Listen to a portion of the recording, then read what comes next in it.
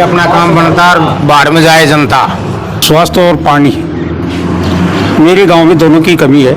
पानी के लिए त्राहिमाम हो रहा है। यहाँ के जनप्रतिनिधि की अनदेखी का शिकार मेरा गांव हो रहा है। हमारी माताएं बहनें लेडीजें 1-1 किलोमीटर दूर से मटके पानी के ले लेकर के आती हैं। सिरोही ग्राम पंचायत सबसे बड़ी आबादी की ग्राम पंचायत है।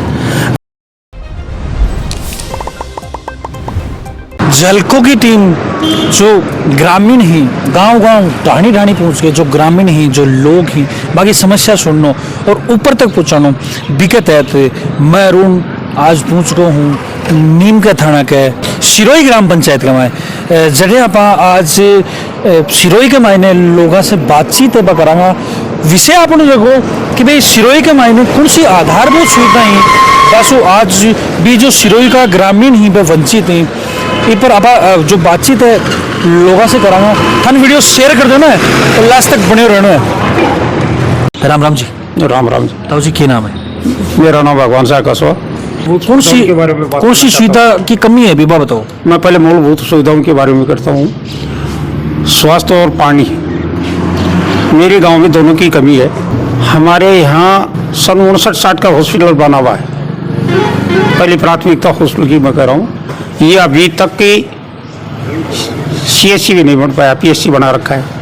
2 बेड का हॉस्पिटल है। आबादी कितनी करेगी? यहाँ की आबादी 10,000 तो बताता है, कम से कम 17-18 हज़ार की आबादी। यहाँ CHC होना बहुत ज़रूरी है। कम से कम 50 बेड का हॉस्पिटल हो सिरोही में, तब जाकर के यहाँ की आउटडोर यहाँ 700-800 आउटडोर पर्चियाँ होती हैं। पर डे कम से कम 25 मरीज एडमिट होते हैं। लेकिन यहाँ के जनप्रतिनिधि की अनदेखी का शिकार मेरा गांव हो रहा है। दूसरा, मेरे गांव में अभी कोई पानी की व्यवस्था नहीं है। पानी के लिए त्राहिमाम हो रहा है। क्यों? नहीं तो जल जीवन मिशन का पानी हमारे यहाँ पहुँचा, और कहीं ट्यूबवेल कराते हैं 1-2 ड्राई वगैरह। ड्राई क्यों, बाहर से भी पानी आ सकता है। जब नीम का थाना में पानी अजनपुरा बांसडी से नगर पालिका में आ रहा है, तो सिरोही नीम का थाना विधानसभा क्षेत्र की सबसे बड़ी ग्राम पंचायत आबादी के हिसाब से। यहाँ पानी की कोई व्यवस्था, ये भी जनप्रतिनिधियों की अनदेखी का शिकार ही मेरा गांव हो रहा है। तीसरा, हमारे यहाँ एक नाली बनाई गई चिमरापुरा मोहल्ला से लेकर के स्कूल होते हुए, जो मेरे आम रोड के ऊपर उस नाली को ले जाकर के छोड़ दिया। पसलंगी को आम रास्ता रोड जाती है, उस रोड पे पानी छिड़ता है। 24 घंटे गंदे पानी के छींटे लगते, आने जाने का रास्ता अवरुद्ध रहे, और अवरुद्ध के साथ साथ वो रोड भी जल्दी टूट रही है। तो यहाँ उस पानी की भी व्यवस्था जनप्रतिनिधि की, चाहे आप पंच से लेकर सरपंच से लेकर के MLA विधायक तक की, यहाँ के लोग ध्यान नहीं दे रहे। आप बात करें सरपंच के कोटा की, तो सरपंच कोटा से अभी ग्राम पंचायत में कतो की विकास हुए? सरपंच कोटे से हमारी ग्राम पंचायत के अंदर जो ढाणियों के अंदर रास्ते की समस्या थी, तो रास्ता कटवाना और रास्ते में फिर सड़क डलवाना और दोनों तरफ नालियां बनाने का काम हमारी सरपंच साहब ने किया है। और हमारी ग्राम पंचायत सिरोही की सबसे बड़ी प्रमुख मांग यह है कि अब नगर पालिका से नगर परिषद नीम का थाना बन गई, और सिरोही गांव को नगर परिषद में जोड़ना, यह हमारे गांव की पहली समस्या है, यह प्राथमिकता है। और सिरोही ग्राम पंचायत 55 ग्राम पंचायत विधानसभा क्षेत्र की सबसे बड़ी आबादी की ग्राम पंचायत है। ग्राम पंचायत में सबसे विकट समस्या है पानी की समस्या। सिरोही की आबादी ढाणियों में है, तो ढाणियों में सबसे पहले तो पानी पहुंचाया जाए पाइपलाइन के द्वारा, यह हमारे गांव की पानी की समस्या है। इसके अलावा वो बात करें तो जो लोकल प्रतिनिधि ही सरपंच गांव का प्रतिनिधि हुए, तो बस वो समस्या लेके बातचीत करी तो क्या जवाब रही होगा? वो तो क्यों करना जवाब के दीजिए, हो रहे काम थाने के समस्या नजर आ रही सिरोही गांव? समस्या सारी समस्या ढाणे मायने भी पानी की समस्या है, रोड की समस्या है, रास्ता नहीं है। मेरे ढाणे में रस्तों को लें, मेन समस्या तो मेरे ढाणे की है, रोड को लें। NH 37-20 लामा ढाणे की रोड पास हुई जी, MLA साहब ने तो बोर्ड से आया था दूसरे ढाणे के वहाँ जो डाइवर्ट कर दी रोड ने, हमारे तो काटती नहीं। अब बात करें शिक्षा की, बात करें हम, तो शिक्षा की कैसी व्यवस्था है सिरोही में? शिक्षा की तो प्राइवेट स्कूल बढ़िया हैं, सरकारी भी ठीक है, इसमें भी टीचर तो बढ़िया ही है। अपना आजकल सब अपने अपने बच्चों को प्राइवेट में डालते हैं। शिक्षा के मामले में तो ठीक है, चिकित्सा के मामले में जीरो ही है। हॉस्पिटल है, एक डॉक्टर है, इतनी बड़ी आबादी है, इतना बड़ा गांव है, तो आज नीम का थाना भग के जाते हैं। पानी की समस्या, पानी की क्या एक दिन छोड़ एक दिन एक टाइम आता है, आधा गांव में एक दिन, आधा में एक दिन, पीने का पानी भी पूरा बोल रहे हैं। अब जहाँ नीम को थाना जिलो बन गो सिरोही ने तो कुछ लाभ तो मिले हो? अभी तो सब कुछ मिले होगा ना लाभ तो, अभी तक तो कुछ को नहीं मिले। तो क्या उम्मीद रखो थे?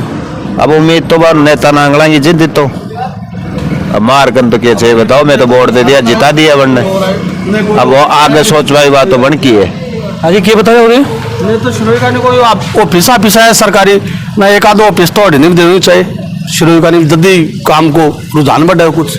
नीम का थाना और सिरोही की दूरी कितनी है? 6 किलोमीटर। ना मतलब नगर पालिका और सिरोही के बीच की केवल 2.5 किलोमीटर की दूरी है। सिरोही नदी तक नगर पालिका का बोर्ड है, केवल 2.5 किलोमीटर की दूरी पर है। 2.5 नदी से तो चिरई नदी से 2 किलोमीटर ही है। गांव में मेन समस्या तो देखो हॉस्पिटल की और पानी की, ये दो ही समस्या से। एक तो पानी आओ भी को नहीं, और दूसरी बात पानी की निकासी वाली ज्यादा प्रॉब्लम से। अब जो आपने देख लो सामने रोड के ऊपर पानी भर रहा, ये रोड और फूट गया, तो ये समस्या सारी समस्या जब ध्यान दे गवर्नमेंट दे, सरपंच दे जी के हिसाब से काम। तो आज चीज़ें लेके सरपंचों कोई बातचीत हो रही है थारी? बातचीत तो होती रहे, जब मिलता भी रहता अब भी आ कहता रहे यार अभी फंड कौन है, गवर्नमेंट फंड कौन दे रही, विधायक साहब भी कौन सुना है, ऊपर से फंड कौन आ रहे हो, तो कई बात सामने आओ से तो आप भी आता जानकार तो देखो हाथ को नया चीज़ें का कोई कह जाए ठीक है साहब कौन आ रहे हो, कौन आ रहे हो, कोई परेशानी होगी बस। फिर जहाँ समस्या बनेगी बनी रह रही, बनी कोई हल को नहीं हुई अभी तक। 5 साल पहले राज कर लिया, अब दोबारा फिर आ गया सुरेश मोदी। सिरोही का तो पहले बुला नहीं हुआ था, और अभी क्या बुला करेंगे? अभी भी अपना अपना काम जानते हैं, वो अपने लिए चला रहे हैं, अपने धंधे पर ध्यान दे रहे हैं। चुनाव के अंदर आते हैं, फिर 5 साल भूल जाते हैं जनता को। ये है जी। जहाँ काफी बड़ो गांव है, तो कौन से आधारभूत सुविधा से अभी वंचित रह रहे हो? हमारा गांव एक तो स्वास्थ्य की सुविधाओं से वंचित है, कि जो सबसे पुरानी यहाँ पे पीएससी है वो आज भी पीएससी है नहीं, जबकि नीमका थाना की हॉस्पिटल की स्थापना हुई थी उससे पहले सिरोही हॉस्पिटल की स्थापना हुई है, और आज तक ये मूलभूत सुविधाओं से वंचित है। कि हॉस्पिटल के अंदर हमारा ये स्टेट हाईवे 37 भी है, इससे हज़ारों वाहन रोज़ निकलते हैं, 2-4 एक्सीडेंट होते हैं, उनको लाने के लिए एम्बुलेंस नहीं है, हॉस्पिटल में जांच की मशीनें नहीं है, और पीएचसी होने से डॉक्टर्स नहीं है। तो ये हम चाहते हैं कि इसको पीएचसी से सीएचसी करे, हमारी मांग वहाँ तक पहुँचे राज्य सरकार तक कि वो उस पर ध्यान दे।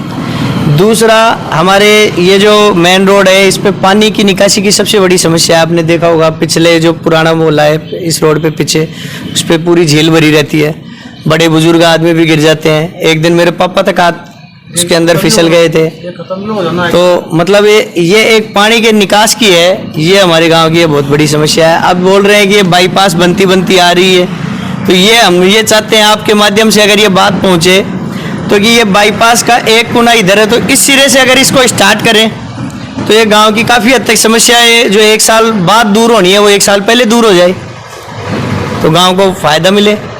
और बाकी हमारे गांव के अंदर जो ये पर्यावरण संबंधी है, तो इस फैक्ट्री को भी ये ध्यान करना चाहिए कि जो इसकी डस्ट वगैरह निकल रही है, तो ये पर्यावरण की तरफ कोई पौधारोपण की तरफ कोई गांव में ना तो इन्होंने अभी तक कोई काम किया है। तो सरपंच वगैरह का कोई अभियान कौन चला रहा है कि पौधारोपण वगैरह को? कोई सरपंच जी तो अभियान चलाते हैं, पर उन्हें पौधों की फिर सुरक्षा और उनमें पानी की व्यवस्था ग्राम पंचायत लेवल पर चीज़ें तो होनी चाहिए। फिर ग्राम पंचायत के पास ऐसा कोई बजट नहीं आता कि वो उनकी रखवाली के लिए आदमी रख सके, उसकी वो तनख्वाह पे कर सके। फिर समाज की भी तो कुछ जिम्मेदारी बने है। पर समाज की जिम्मेदारी के साथ साथ जो है वो फैक्ट्री यहाँ से रोजाना के करोड़ों रुपए कमा के लेके जा रही है, और उसकी वजह से हमारे यहाँ प्रदूषण बढ़ रहा है। तो हम स्वाभाविक रूप से उम्मीद तो ये करते हैं ना कि जो हमारे गांव की धरती से कमा रहा है तो वो अपना कुछ अंशदान तो 1-आधा% तो यहाँ पे उस हमारे गांव के विकास के लिए भी नहीं कर रहे, तो कम से कम अपने CSR फंड से पर्यावरण के प्रति तो खर्च करें। पर्यावरण ही नहीं रहेगा तो अब लोगों का स्वास्थ्य खराब हो रहा है। आज यहाँ की OPD में देखो, सर्दी जुकाम के, ये गले में खराश के, इस पर्यावरण की दमे के पेशेंट बढ़ते जा रहे हैं सिरोही में। तो ये इस फैक्ट्री को ध्यान दिलाने वाली बात है।